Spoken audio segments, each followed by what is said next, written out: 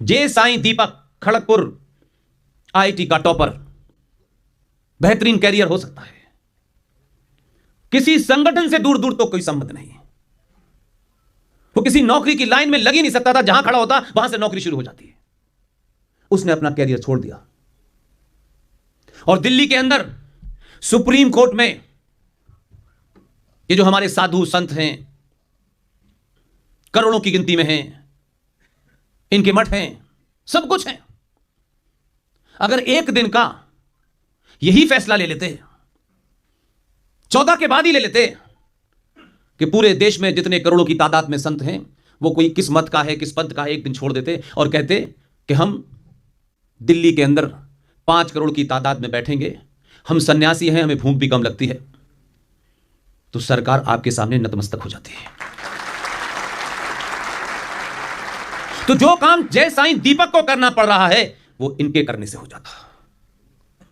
जय साईं दीपक भारत की supreme court में जो मंदिरों के ऊपर चढ़ावा आता है, जो मैं और आप लोग अपनी आस्था के प्रति समर्पित होने के बाद उस भगवान के मंदिर में हम जो भी कुछ चढ़ाते हैं उसका 80% सरकार ले रही है और कई सालों से ले रही है, लेकिन यह विषय हमारे विचार का नहीं था। टैक्स भी लेगी, जीएसटी भी लेगी और हमारी आस्थाओं के केंद्र पर चढ़ने वाले उस दान को भी ले लेगी। क्या यह इशू नहीं था? क्या उन मंदिरों में जहां करोड़ों करोड़ों रुपया चढ़ता है, क्या उन मंदिरों के अंदर अगर यह हो जाता कि इस पैसे का इस्तेमाल पूरे देश में गुरुकुल खोलने के लिए किया जाएगा, तो आप कहीं जाते? नहीं जाते। तो आप अपने बच्चे को सेंट जेवियर नहीं भेजते, सेंट फिडेलिस नहीं भेजते, ये गली गली सरस्वती कॉन्वेंट स्कूल बन रहे हैं, वहां नहीं भेजते। और हमको ये नहीं पता कि सेंट जेवियर है कौन। गोवा घूमने जाएंगे, हमने घूमने का मतलब समझ लिया है कि जो काम अपने मोहल्ले में नहीं कर सकते वहां करेंगे, तो वहां कोई देखेगा नहीं, क्योंकि वहां पहले से ऐसी में मिल जाएंगे, पता ही नहीं चलेगा हम कौन है। उसी गोवा के अंदर 1 महीने तक वो मक्कार, वो कातिल सेंट जेवियर की डेड बॉडी को सार्वजनिक तौर पे बाहर रखा जाता है। अभी हो क्या आए गोवा से, वो बाहर रखी हुई है डेड बॉडी। उस सेंट जेवियर के दौर में गोवा के अंदर कभी भी कोई गया? पता नहीं आप में से कोई गया कि नहीं गया? आप जाएं, समुद्र की लहरों में खेलें, कोई अच्छी बुरी बात नहीं है। वहां पर आप देखेंगे एक बहुत बड़ा पोल लगा हुआ है। मैं जीवन में पहली बार एक भाषण देने के लिए अभी 15-20 दिन पहले गया था, इसलिए मेरे साथी हैं बीएचयू से एलएलएम करके आए हैं, युवा हैं, अभी शादी भी नहीं हुई बेचारे की, ओम नरेश यादव उनका नाम है, वो यहीं बैठे होंगे आपके बीच में। उनका कहना है कि जहां आप जाते हैं वहां एक नई चीज ढूंढ लेते हैं, मुझे घूमने का मौका नहीं देते हैं। मैंने कहा मैं घूमने के लिए नहीं निकला हूं, तुम घूमना चाहते हो घूमो, मेरे मन में कहीं घूमने का कोई विचार ही नहीं है।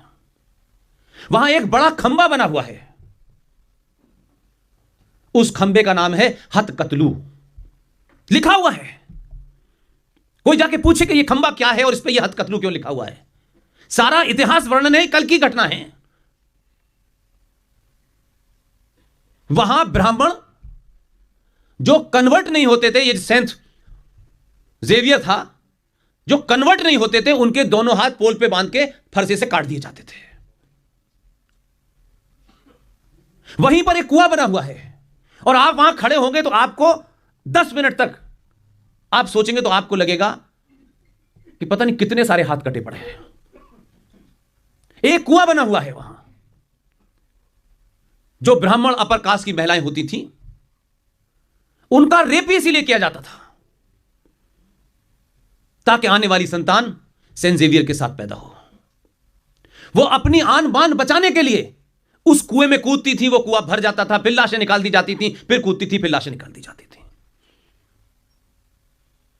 लेकिन हम गोवा जाते हैं तो मैंने कहा ना कि आपके पूरे डिस्कोर्स में, हमारे पूरे डिस्कोर्स में सिर्फ तफरी। पार्लियामेंट के अंदर भी कुछ लोग तफरी करने गए हैं। कोई भी आदमी किसी जगह सीरियस तरीके से काम ही नहीं करना चाहता। उसकी सारी भूमिका इस पे है कि इस साल 5 साल जीत लिए हैं तो अगले साल में कैसे बनूंगा, फिर अगले साल कैसे बनूंगा।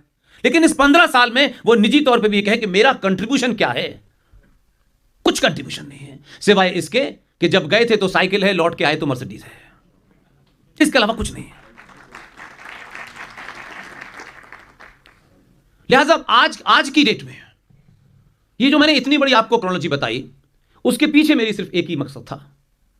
क्या कभी हमने सोचा यार कि प्लेसेस ऑफ वर्शिप एक्ट है क्या, ये क्यों बनाया गया, हमारे लोग क्यों चुप रहे।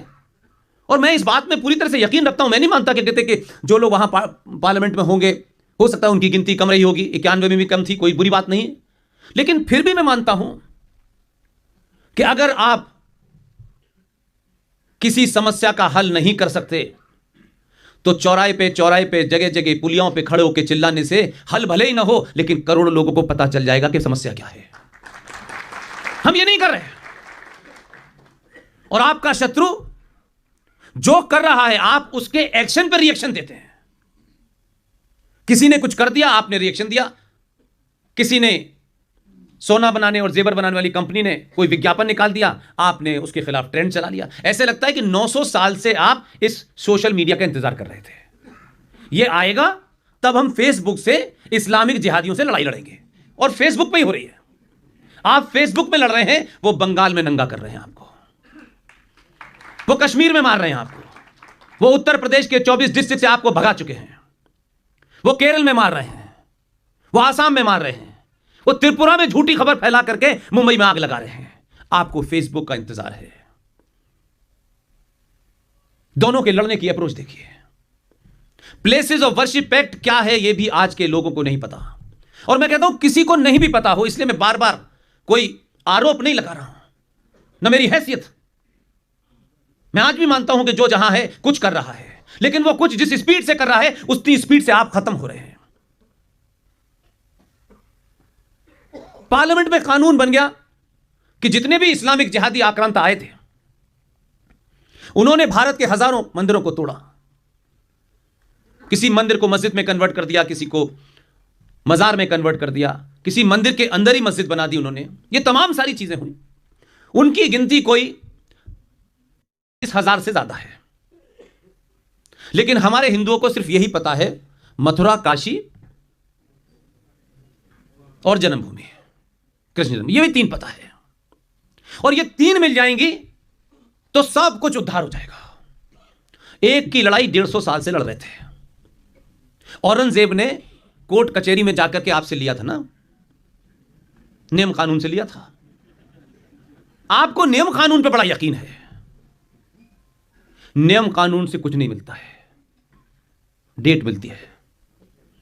जो कमजोर समाज होते हैं वो नियम कानून की बहुत बात करते हैं, इसलिए अपने पुरुषार्थ का कोई बात नहीं भाई। एक आदमी इतने साल के बाद अपने मन की बात रेडियो पे कह पा रहा है, ये तो ताली ना बजाए, तो ताली तो बजाने दीजिए।